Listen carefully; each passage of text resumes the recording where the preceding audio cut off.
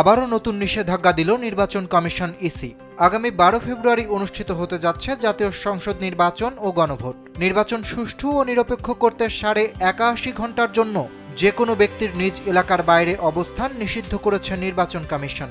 সোমবার ইসির সিনিয়র সহকারী সচিব মোহাম্মদ শহীদুল ইসলাম নিষেধাজ্ঞা বাস্তবায়নে দেশের সব জেলা প্রশাসক, পুলিশ সুপার ও পুলিশ কমিশনারদের নির্দেশনা পাঠিয়েছেন। নির্দেশনায় বলা হয়েছে, গণভোট ও ত্রয়োদশ জাতীয় সংসদ নির্বাচন প্রভাবমুক্ত, নিরপেক্ষ ও শান্তিপূর্ণভাবে অনুষ্ঠানের জন্য নির্বাচন কমিশনের অনুমতিপ্রাপ্ত ব্যক্তিরা এবং সংশ্লিষ্ট নির্বাচনী এলাকার বাসিন্দা বা ভোটার ব্যতীত অন্য কোনো ব্যক্তি ভোট গ্রহণ শুরুর 48 ঘণ্টা আগে থেকে ভোট গ্রহণ সমাপ্তির 24 ঘণ্টা পর অর্থাৎ 10 ফেব্রুয়ারি সকাল 7টা থেকে 13 ফেব্রুয়ারি বিকেল 4টা পর্যন্ত সংশ্লিষ্ট নির্বাচনী এলাকার বাইরে অবস্থান না করার বিষয়ে নির্বাচন কমিশন সিদ্ধান্ত দিয়েছে।